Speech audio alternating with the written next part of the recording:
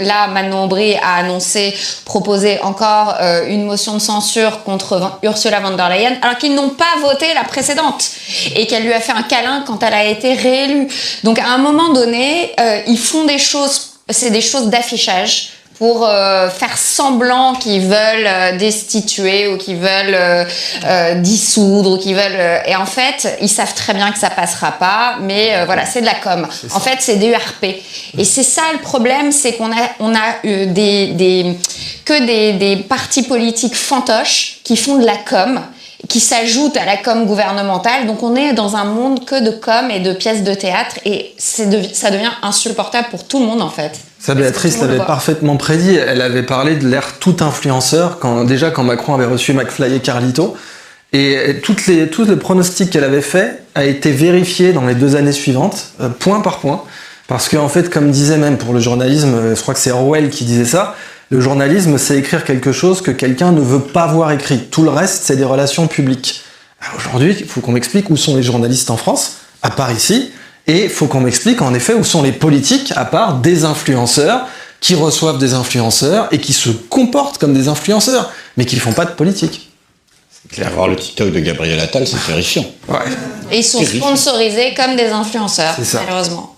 En parlant d'influence, je ne sais pas si vous avez vu. Pour un bounty acheté avec l'argent public, ils sont virés direct. Si quelqu'un a décidé de faire le plein avec du samplon 95 dans le Jutland avec la carte du ministère, c'est terminé. Même s'il rembourse le lendemain, il saute. Non, les Scandinaves plaisantent pas avec ça. Et voilà.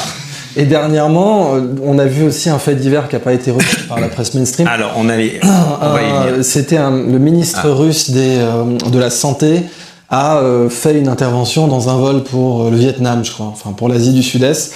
Donc il a fait les premiers secours, il était en classe éco, et on a demandé s'il y avait un médecin, donc ça prouvait que le ministre volait sur un vol commercial en classe éco, et quand ils ont demandé donc s'il y avait un médecin à bord, c'est le ministre qui s'est levé et qui a stabilisé le patient.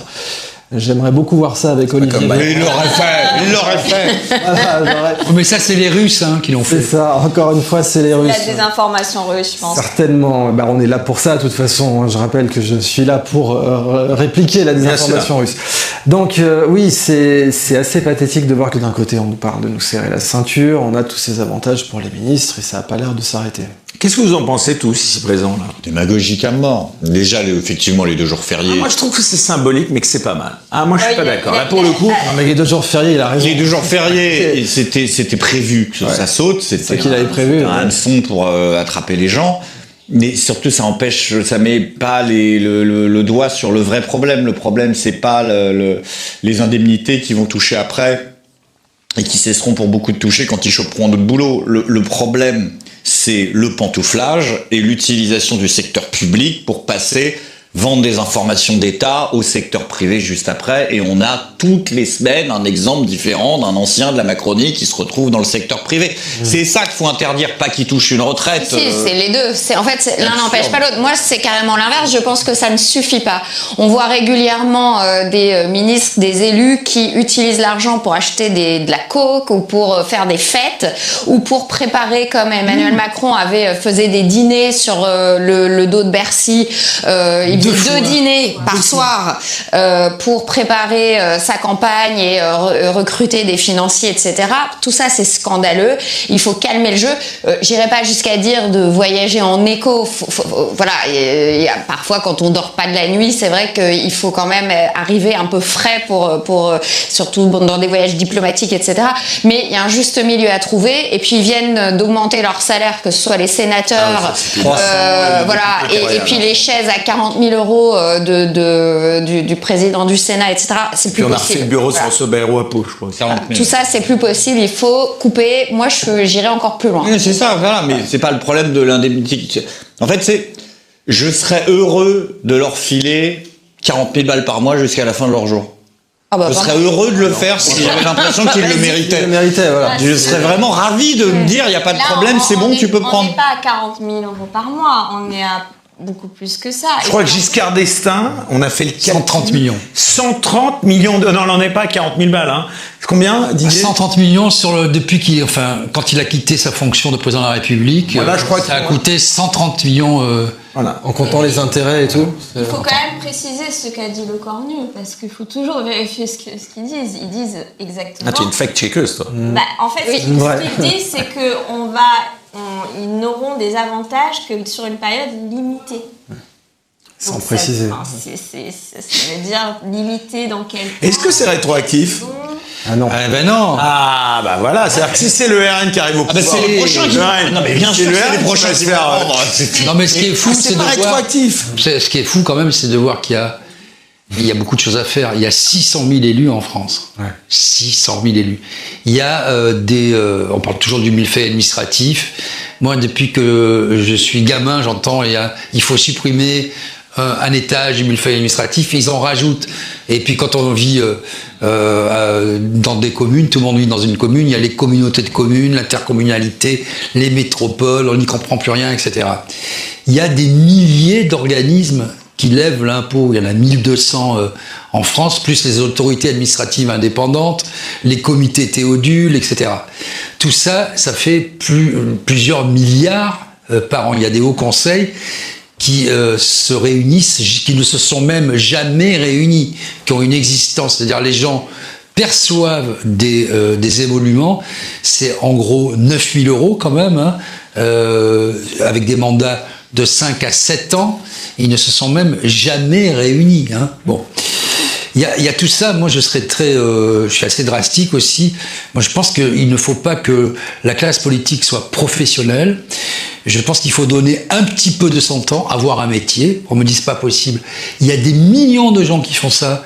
Pour les personnes âgées, pour les jeunes, pour les clubs de sport, pour la philatélie, pour le judo, pour le foot, pour le rugby, qui donnent du temps sur leur propre activité et qui font ça gratuitement.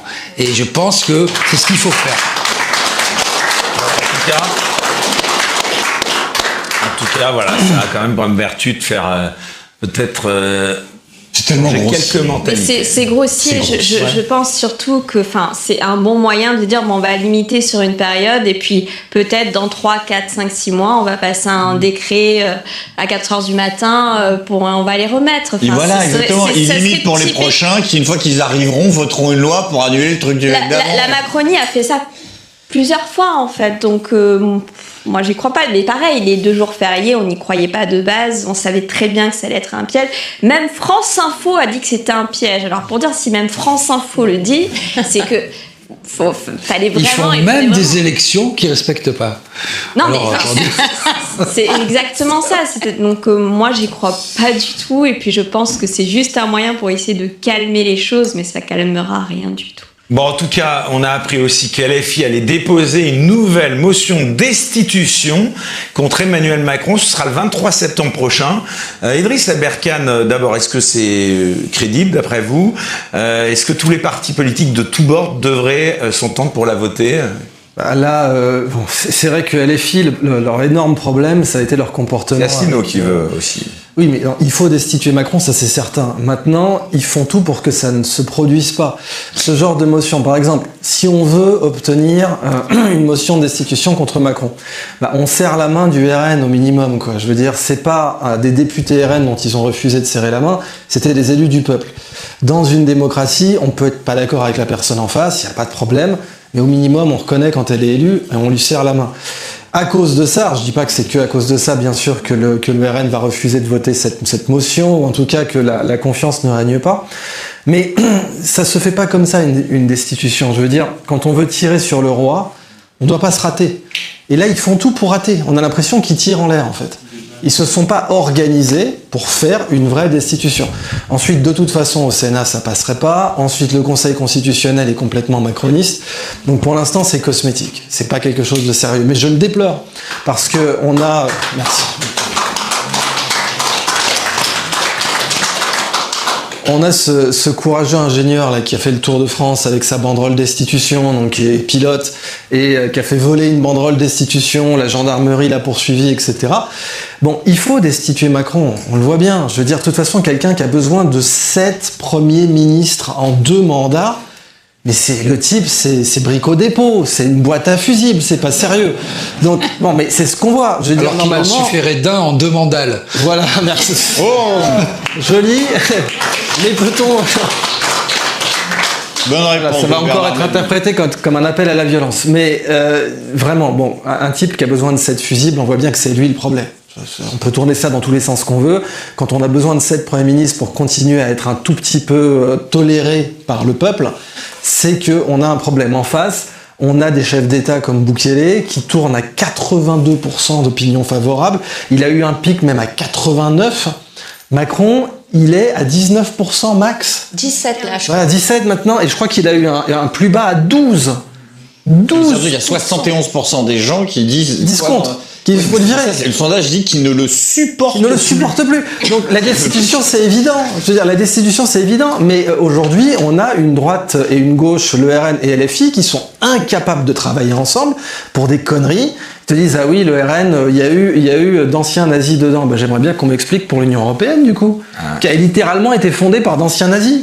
Ça les gêne pas. Marion Aubry, ça la gêne pas. Manon Aubry, ça la gêne pas de faire des câlins à tous les représentants de la Commission européenne qu'elle peut croiser. Alors que là, pour le coup, c'est de vrais anciens nazis. Au passage, de la famille von der Leyen.